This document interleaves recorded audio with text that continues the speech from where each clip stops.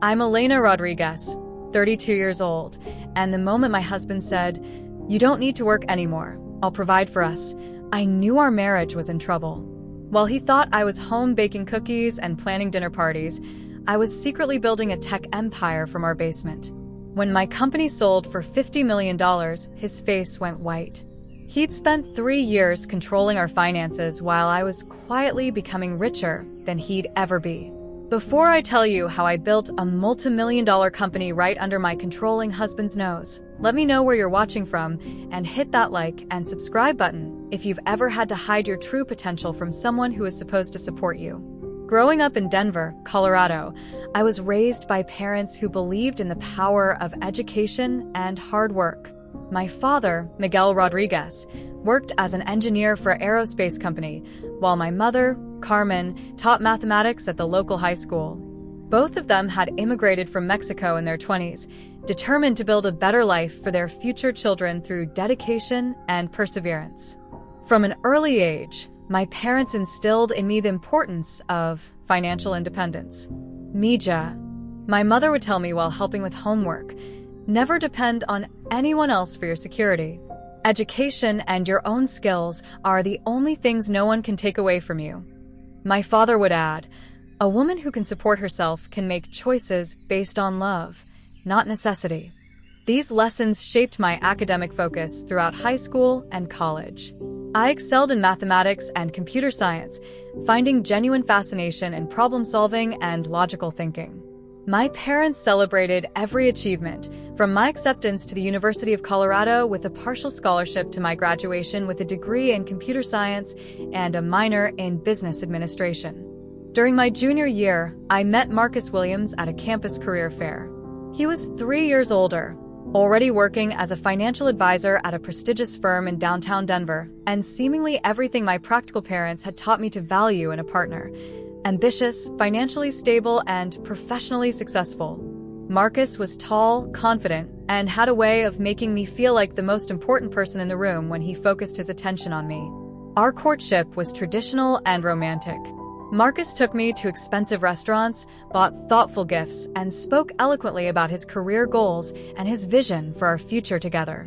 He seemed impressed by my academic achievements and my programming skills, often telling his friends about his brilliant girlfriend who's going to revolutionize the tech industry. After dating for 2 years, Marcus proposed with a beautiful diamond ring and a speech about building a life together based on mutual support and shared dreams. I said yes without hesitation, convinced that I'd found a partner who would encourage my professional ambitions while building something meaningful together.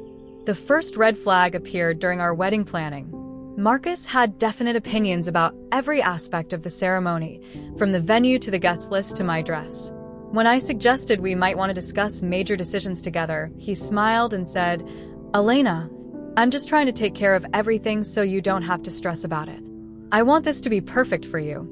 Looking back, I can see that Marcus was already establishing patterns of control disguised as care, making decisions for me while framing them as acts of love and protection. But at the time, I interpreted his behavior as enthusiasm and attention to detail rather than warning signs of what was to come. Our early marriage was comfortable and seemingly happy. Marcus's income as a financial advisor was substantial enough to afford a beautiful 4-bedroom house in an upscale suburb of Denver. I found a position as a software developer at a growing tech startup, and my salary provided additional financial security while allowing me to gain valuable experience in the industry I loved. For the first 18 months, we functioned as a typical dual-career couple. We shared household responsibilities, made financial decisions together, and supported each other's professional goals.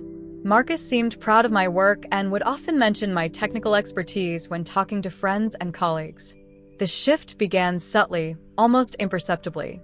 Marcus started making comments about how much I was working, expressing concern that my long hours at the startup were preventing us from spending quality time together.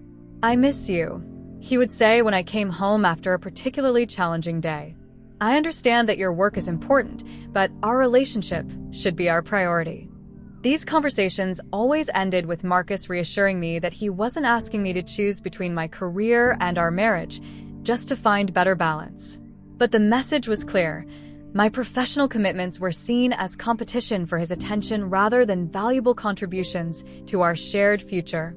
The pressure intensified when Marcus received a significant promotion that nearly doubled his salary. Suddenly, he was earning enough to comfortably support both of us, and he began questioning whether my income was worth the stress it seemed to create in our relationship.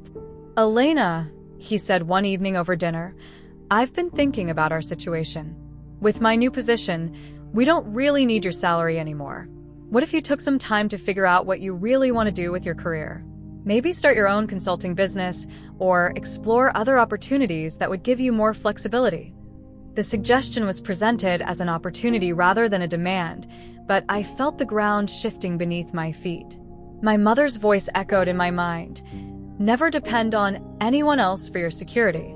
But Marcus seemed sincere in his desire to support my dreams, and the idea of having more flexibility to pursue entrepreneurial opportunities was genuinely appealing. "I'm not sure I'm ready to leave my job," I said carefully.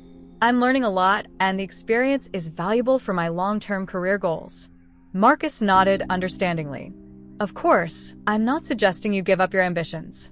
I'm just saying that now we have the financial freedom for you to be more selective about opportunities. You don't have to take any job that comes along. You can hold out for something really exciting." The conversation continued for several weeks, with Marcus consistently framing his desire for me to quit my job as support for my professional growth rather than an attempt to limit my independence. He researched consulting opportunities, suggested networking events I might attend, and even offered to help me develop a business plan for potential entrepreneurial ventures. Eventually, worn down by constant conversations about my work-life balance and convinced that Marcus genuinely wanted to support my career transition, I agreed to leave my position at the startup. The plan was for me to spend 6 months exploring consulting opportunities while we tried to start a family. "This is going to be amazing," Marcus said the night I gave my notice. "You'll have the freedom to really think about what you want to build, and I'll take care of all the financial pressure, so you can focus on creating something extraordinary." At the time, his enthusiasm seemed supportive and loving. Only later would I understand that he had successfully maneuvered me into financial dependence while making me feel like the decision had been mine. The first few months of unemployment were initially liberating. I attended networking events, met with potential consulting clients, and began developing ideas for a tech startup focused on personal finance management. Marcus was encouraging and interested, asking thoughtful questions about my business concepts and offering to connect me with potential investors through his professional network. But gradually, the dynamic began to change in ways that were subtle but unmistakable. Marcus started managing all of our finances directly, explaining that since he was the one earning income, it made sense for him to handle the bills and budgeting. When I asked to see our monthly expenses or discuss our savings goals, he would show me simplified summaries rather than detailed financial statements. "Don't worry about all the technical details," he would say with a dismissive wave. "I've got everything under control. You should focus your energy on developing your business ideas." My consulting work was yielding some small projects, but Marcus began criticizing the clients I was attracting and the rates I was charging. "These small businesses can't afford to pay you what you're worth," he would observe. "Why waste time on projects that don't move you toward your bigger goals?"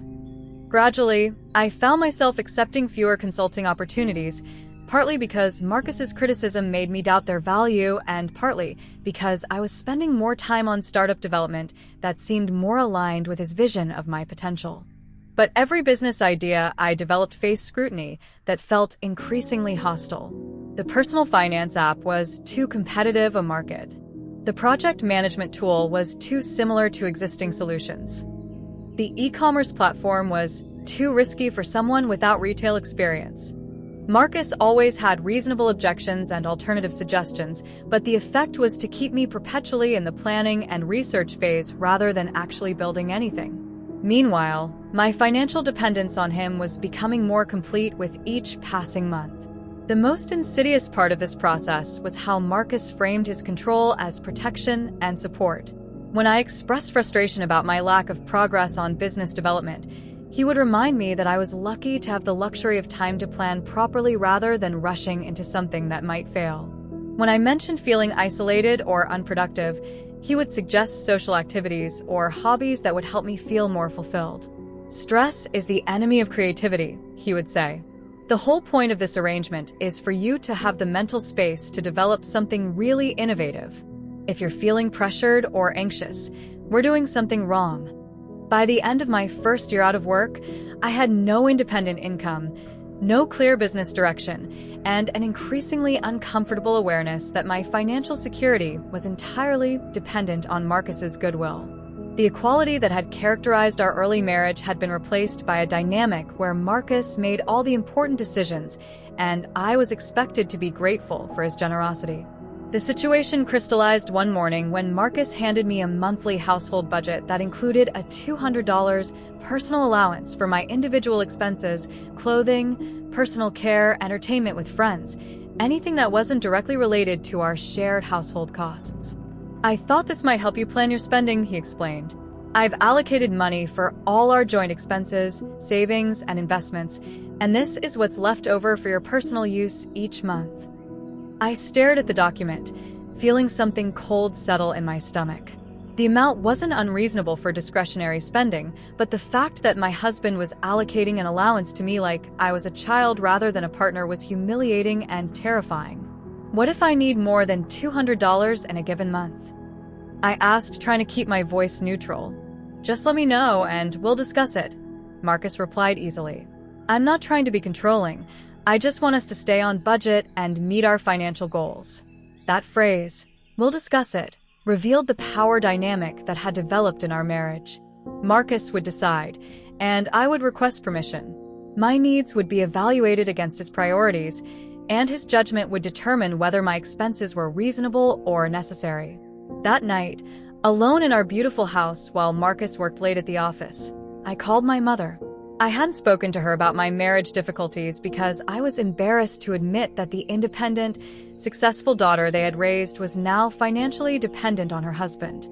"Mija," my mother said after I explained my situation, "this is not the life your father and I wanted for you. A partnership means both people have equal voice in decisions. What you're describing sounds like employment, not marriage." Her words crystallized something I had been trying to avoid acknowledging.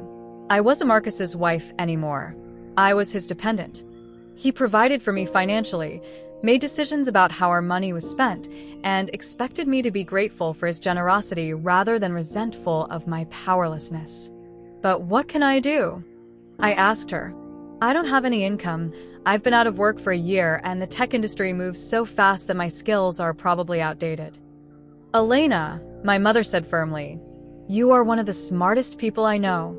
You have an education, you have experience, and you have abilities that no one can take away from you. If you want your independence back, you'll find a way to earn it." That conversation became the catalyst for what would become the most important decision of my life. I was going to rebuild my financial independence, but I was going to do it secretly. Marcus had demonstrated that he wouldn't support my professional ambitions if they threatened his control over our relationship. So I would build something he couldn't see, couldn't critique, and couldn't sabotage. The next morning, while Marcus was at work, I began researching business opportunities that could be developed from home with minimal startup capital. I needed something that wouldn't require outside investment, that could be built gradually over time, and that could generate income without obvious external markers of success. What I found was an emerging opportunity in financial technology that perfectly matched my technical skills and my newfound understanding of financial control dynamics. Personal finance apps were becoming increasingly popular, but most were designed for individuals who already had financial literacy and decision-making power. There was a gap in the market for tools designed specifically for people in financially dependent situations, individuals who needed to track spending, build savings, or plan for independence without their financial activity being visible to controlling partners or family members. I began developing what would eventually become FinanceFlow, a personal finance app designed to look like a simple shopping list or meal planning tool while actually providing sophisticated budgeting, savings, and investment planning capabilities. The interface could switch between public mode, showing innocent domestic planning tools, and private mode, revealing comprehensive financial management features, with a simple gesture that would be invisible to anyone not familiar with the app's true purpose. The development work had to be done in complete secrecy. I set up a home office in our basement, telling Marcus I was using the space for yoga and meditation. I purchased a separate laptop and internet connection using gift cards bought with my monthly allowance. I created business accounts under my maiden name and used a mail forwarding service to receive any physical correspondence related to the project. The technical challenges were significant, but they were also energizing in ways I hadn't experienced since leaving my job. I was solving real problems for real people, building something that could genuinely improve lives while proving to myself that my skills and creativity were still sharp. The biggest challenge was time management. I had to accomplish all my development work during the hours when Marcus was at the office, while maintaining the appearance of a contented housewife when he was home. This meant working intensively from 8 a.m. to 6 p.m. Monday through Friday, then completely switching personas when he returned each evening. I became expert at rapid context switching, saving my work, hiding my equipment, and transitioning into the role of supportive wife who was interested in hearing about his day and sharing updates about my own presumably domestic activities. The deception was exhausting, but it was also empowering. For the first time in 2 years, I had a secret that was entirely mine. After 6 months of intensive development, I had a working prototype of FinanceFlow that was sophisticated enough to begin user testing. I recruited beta testers through online forums dedicated to financial independence and domestic abuse recovery, being careful to use encrypted communication and anonymous accounts that couldn't be traced back to me. The response was overwhelmingly positive. Beta testers reported that the app provided exactly the kind of discrete financial planning tools they needed, and several suggested additional features that would make it even more valuable for people in controlling relationships.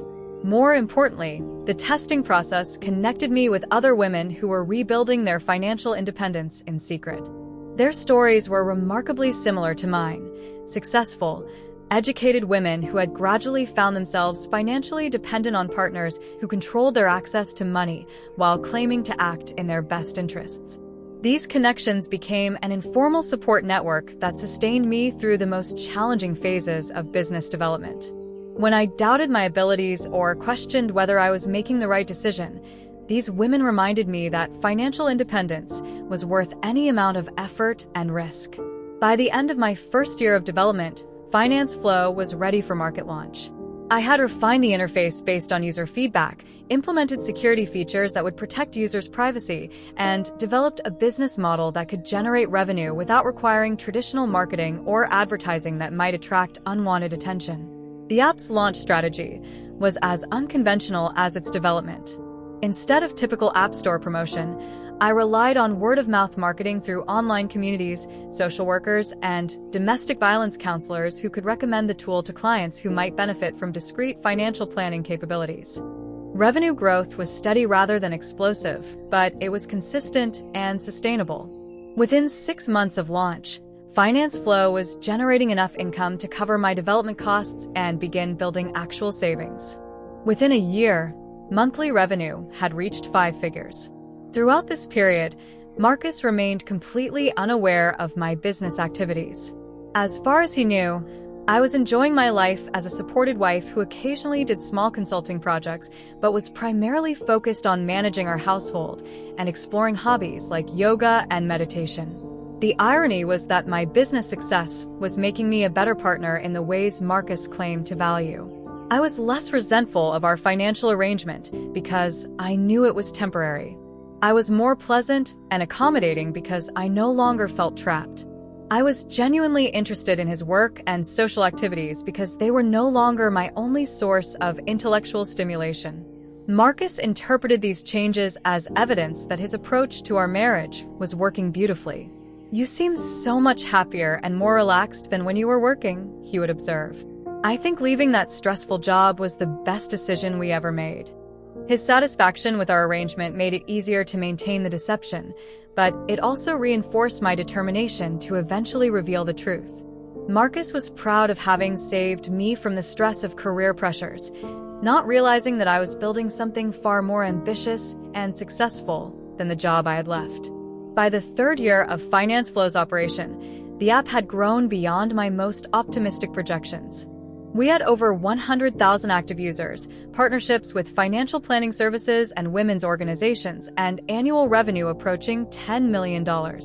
More importantly, I had documented evidence that FinanceFlow was helping thousands of people build financial independence and escape controlling relationships. The success was personally validating, but it also created practical challenges. Managing a multi-million-dollar business while pretending to be an unemployed housewife required increasingly sophisticated deception. I hired a small team of remote contractors who believed they were working for a consulting firm run by someone named Elena Rodriguez, my maiden name. I used virtual offices and mail forwarding services to maintain business addresses that couldn't be traced to our home. I conducted all meetings and phone calls during Marcus's work hours and used encrypted communication for everything related to the business. The financial complexity was particularly challenging. FinanceFlow's revenue was substantial enough to require professional accounting and legal services, but I needed to receive these services without creating documentation that might accidentally be discovered. I opened business accounts at banks where Marcus and I had no personal relationships, using my maiden name and a business address that couldn't be connected to our family. Managing the money itself required careful planning. I couldn't deposit large sums into accounts that Marcus might see, but I also needed to properly track income for tax purposes and business planning. I solved this by creating multiple accounts at different institutions, keeping detailed records in encrypted files, and working with an accountant who specialized in privacy protection for business owners in sensitive situations. The emotional complexity was equally challenging. I was living a double life that required constant vigilance and deception, but I was also experiencing the most professionally fulfilling period of my career. FinanceFlow was making a real difference in people's lives, generating substantial revenue, and proving that I could build something significant entirely through my own efforts. Meanwhile, my marriage was deteriorating in subtle but unmistakable ways. Marcus was becoming more controlling as his confidence in his ability to provide for me grew. He made increasingly unilateral decisions about our social life, our living arrangements, and our future plans. When I expressed preferences that differed from his choices, he would remind me gently but firmly that his income gave him the right to make final decisions about how our money was spent. "I'm not trying to be controlling," he would say when I questioned his choices. "But I'm the one earning the money, so I think it's reasonable for me to have the final say about major financial decisions. If you were contributing income, of course we'd split decision-making equally." The conditional nature of his respect, dependent on my financial contribution to our household, made it clear that our marriage was based on economic dependency rather than partnership.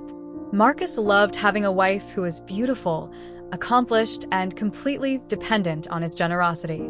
He didn't want a partner who could challenge his authority or leave if she disagreed with his decisions. This realization was painful, but also liberating. I stopped trying to convince Marcus to treat me as an equal partner and instead focused on building the financial foundation that would allow me to make choices based on love rather than necessity, exactly what my parents had taught me to value. The culmination of 3 years of secret business building came when I received an acquisition offer that would change everything. TechFlow Solutions, a major financial services company, had been tracking FinanceFlow's growth and user engagement. They approached me through my business attorney with an offer to acquire the company for $50 million in cash plus equity in their larger organization. The offer was substantially more money than I had ever imagined earning, but more importantly, it represented validation that what I had built was genuinely valuable and innovative. TechFlow's executives understood that FinanceFlow served an underserved market with technology that could be scaled to help millions of people build financial independence. After weeks of negotiation through intermediaries, I accepted their offer with the understanding that the acquisition would close within 30 days. The timing was perfect. Marcus's behavior had become increasingly controlling, and I was ready to end our marriage and start the next phase of my life with complete financial independence. The day the acquisition was finalized, I received a wire transfer for $50 million into my personal account. That evening, I made dinner reservations at Marcus's favorite restaurant and prepared to have the most important conversation of my marriage. Marcus was in an excellent mood that evening, having just closed a major deal that would earn him a substantial commission. Over appetizers, he talked enthusiastically about his career prospects and his plans for our future together. "I've been thinking," he said over the main course, "it might be time for us to start seriously trying for children. You've had 3 years to explore your interests and figure out what you want to do with your time. I think you're ready to take on the responsibility of motherhood." The presumption that he could determine when I was ready for children, combined with his assumption that my 3 years of supposed leisure had prepared me for domestic responsibilities, crystallized everything wrong with our relationship. "Actually, Marcus," I said, setting down my fork, "I have something I need to tell you about what I've been doing with my time." He looked at me expectantly, probably assuming I was going to share some domestic accomplishment or announce that I had finally found a suitable hobby to occupy my attention.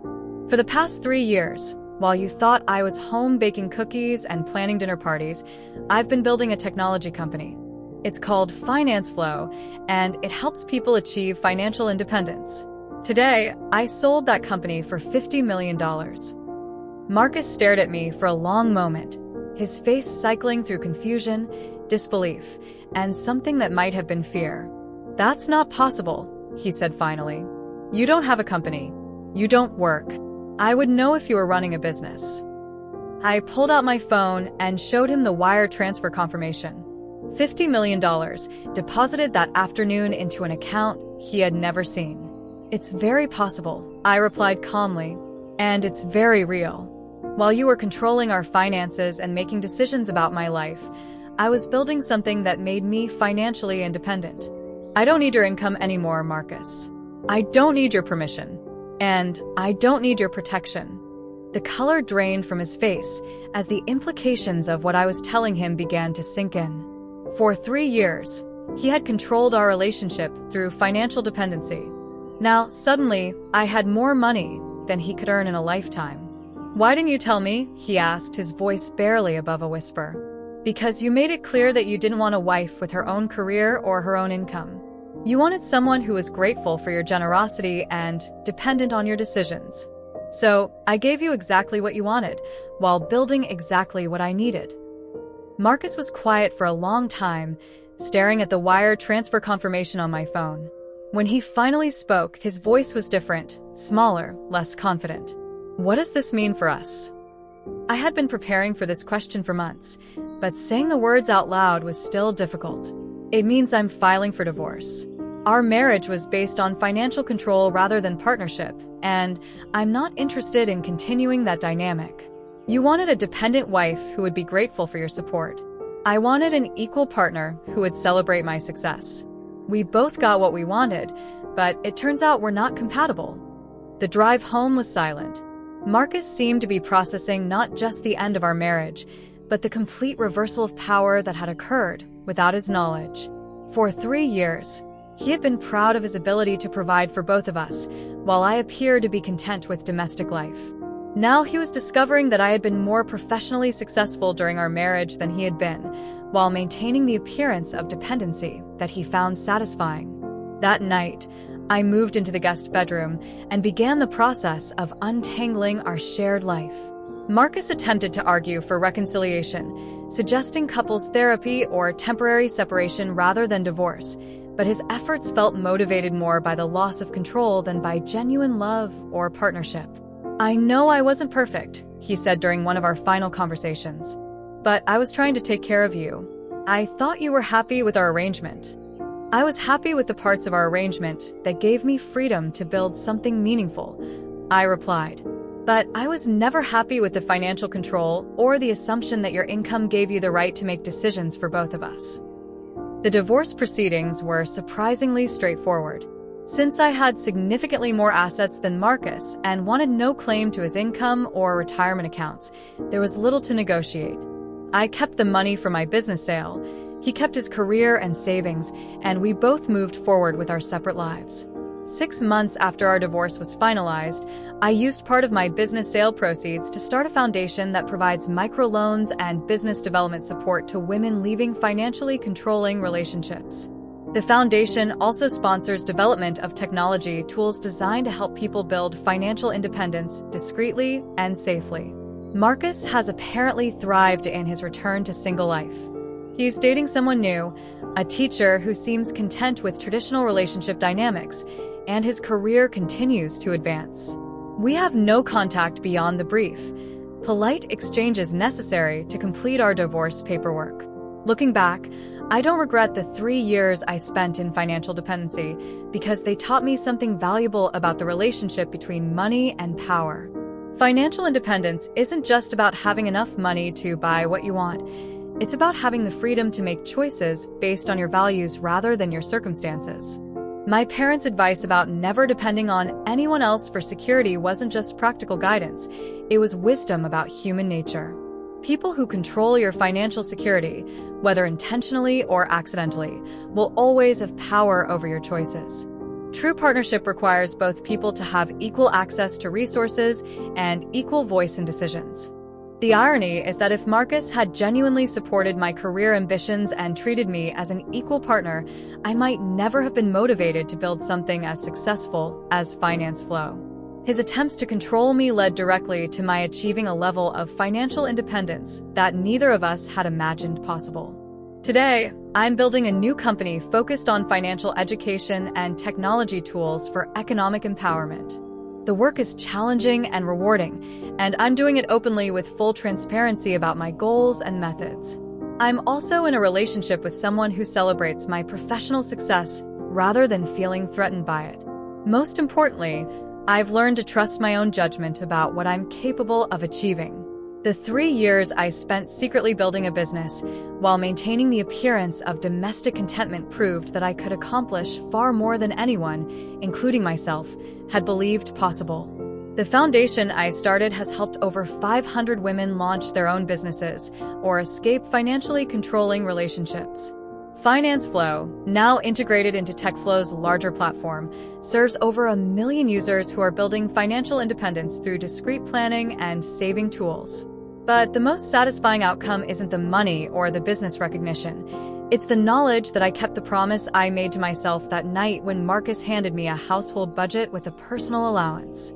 I found a way to rebuild my independence, and I did it entirely through my own efforts and determination. If you're in a situation where someone else controls your financial security, whether it's a spouse, a family member, or an employer, remember that your skills and abilities belong to you. They can't be taken away by anyone else's decisions about what you're worth or what you're capable of achieving. The path back to independence might require creativity, patience, and careful planning, but it's always possible if you're willing to work for it. Sometimes the best revenge isn't confronting people who try to control you. It's quietly building something so successful that their control becomes irrelevant. Have you ever had to rebuild your independence from a situation where someone else held financial power over your choices? Share your story in the comments below, and if this resonated with you, hit that like button and subscribe for more stories about finding strength and building success on your own terms. Thank you for listening to my journey, and remember, your potential is yours to develop, regardless of what anyone else believes you're capable of achieving.